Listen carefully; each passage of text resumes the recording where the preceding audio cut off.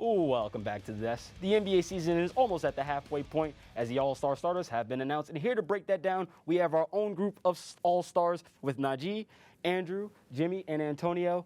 Gentlemen, the team who was picked to win the NBA title are sitting at the 6th seed in the Eastern Conference. The Brooklyn Nets are struggling right now. Kevin Durant is out until after the All-Star break as he had a sprained MCL.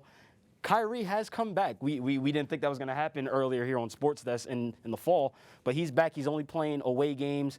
And James Harden has voiced his frustrations of just not knowing. He doesn't know if Kyrie's going to be there. He doesn't know if Kevin Durant's going to be there.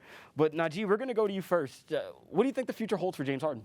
The future holds, he's going to definitely stay with the Brooklyn Nets. For one thing, he won a championship, and it's probably the easiest way he going to get it. And with him averaging 22 and 10, he averaging double-double. So he's just waiting. He's just waiting until till KD come back after the All-Star break. And when he come back, then the game's going to be different. But he not leaving. He not leaving Brooklyn. He's not mad. He's just mad that nobody there right now. Everybody injured. Andrew? I don't know, man. I think James Harden's out of there. I think he's going over to Philly. And I hate Philly sport teams as much as anybody else. But I really think he fits in with that 76ers team. Him and Embiid would go crazy together. I think they got a shot to win a championship this year, the two of them. Very interesting if that does happen. Jimmy? I don't see him going anywhere. I think Daryl Morey's price for Ben Simmons is just way too high. I think if Harden wants a chip, it's right here in Brooklyn. I think people are making too big of a deal out of it. When KD comes back from his knee injury and the Nets start rolling, you're going to have a different conversation. Antonio, now here's the thing. We saw James Harden struggle to start the season. Kind of picked it up. Kyrie coming back, I think, helped a little bit. James Harden's getting more open shots, but KD going down really hurt them. But do you think James Harden will stay in Brooklyn? The trade deadline's in a couple days, so. I think James Harden's 100% staying. Like Jimmy said in Nijee, he wants to win a championship. His best chances is to win with the Nets.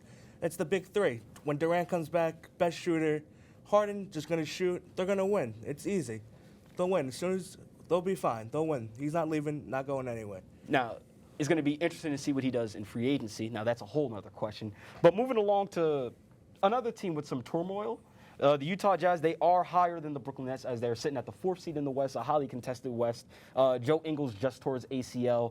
He's out for the season. And then there's been some inner turmoil between Donovan Mitchell and Rudy Gobert. That relationship was damaged in 2020 with the whole COVID thing. But do we think that, Jimmy, we're going to go to you. Do we see these two Utah stars splitting up? And if we do, which one do you think is out the door? I don't think it'll be via trade. I think you definitely get more value out of Donovan Mitchell in a trade. We're going to take a look at these two players' stats here, both All-Stars on the season. Rudy Gobert is absolutely killing it this year, 16 points per game and 15 rebounds with 2 blocks. We all know about his defensive prowess. Donovan Mitchell, just a walking bucket, 25 points per game, 5 assists. You know, he's a spark plug of that team. But Samory, like you said, once there's beef between players, it comes and goes. The Jazz have been underachieving for far too long. I don't think it'll be mid-season, but eventually they're just going to have to do something about it. Andrew? Yeah, I agree with Jimmy. I don't think there's going to be any sort of mid-season trade. These are two guys that are clearly the best players on their team, some of the best players at their positions. We're seeing probably the best season of Gobert's career right now. I think if maybe they don't get to the conference finals this year, we could see in the offseason one of them get traded. Antonio? I got to agree with Jimmy and Andrew. I think they're both staying. But I think, like Andrew just said, if they go far in the playoffs, they'll stay together. If maybe the first round, second round, one of them's gone for sure, I think. I think Mitchell already said he's thinking about maybe leaving, going to a team like Miami or even the Knicks. So who knows? Yeah, he is a New York kid, so I think he is from New York. Yeah, of course you guys would be happy to see that. Nijee, close us out. Okay, but like I said, I agree with everybody, but like I'm gonna be the odd one out. They need to build this team up. They underachieved for the past couple of seasons. Rudy Gobert, for me, he's very over. He's not supposed to be there. He's not a good center. He's the 5th player of the year. Doesn't care. He's not good in the playoffs, and they need a better center for the playoffs. Well, it's going to be interesting to see what they do. Both of those guys are All-Stars and have been All-Stars before, but the All-Star starters were announced last week. Some ruffled a few feathers. Let's take a look at them. It's definitely an interesting one that we saw. We saw a lot of new All-Star starters. But first, we have Stephen Curry, another All-Star appearance. Ja Morant has his first All-Star appearance as a starter also. Andrew Wiggins, this is the big one. We're going to talk about him in a second. Andrew Wiggins will be starting in the All-Star game at forward. LeBron James, we don't have to say much about LeBron James. He has the forward spot as well. And Nikola Jokic closes out the West at the center spot. Moving on to the East also has a lot of interesting guys. Trae Young is the starting point guard. He was struggling to start the season, but he definitely picked it up going on. DeMar DeRozan, you talked about a walking bucket with Donovan Mitchell. I think that title belongs to DeMar DeRozan. He's the mid-range maestro. Kevin Durant, we know him. We don't have to say much about Kevin Durant either. I don't think we have to say much about Giannis, too. He's not getting too much respect this year, and I think that he should because he's doing some otherworldly stuff. He's giving you like 28, 13, and 6 yet again. And we'll close it out with Joel Embiid to finish the East starters.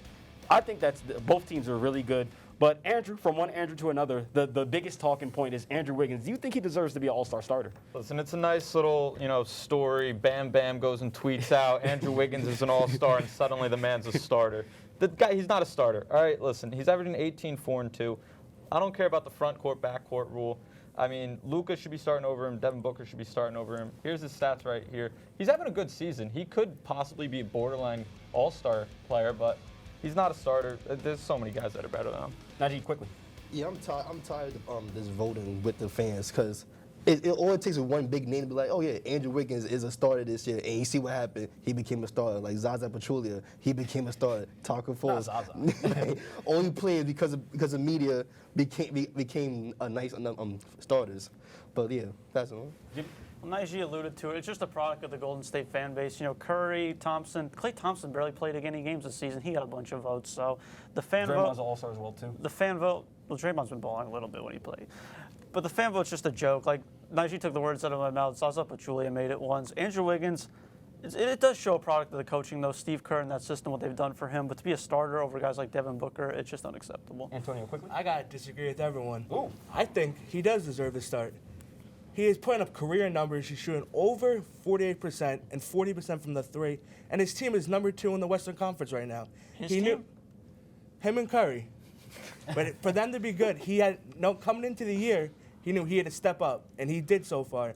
And also, some injuries with some players went his way, but he deserved it. He got the votes. You can't complain. He got the votes. If Wiggins is a starter, West would be a starter.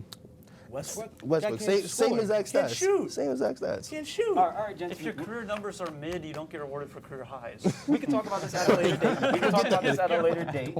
But, speaking of teams making moves, the trade deadline is quickly approaching, and there's a number of teams that need to make moves and a number of teams who need to just let people go. So, Antonio, we'll start with you. Who do you think is going to get traded before the deadline? So the player I chose was Buddy Hield. So he's a three-point specialist. He's shooting about 40% from the three, 40% field goal percentage. He's averaging about 15 points. I can see him going to a team. The Kings are awful. They're not making the playoffs. Everyone knows that.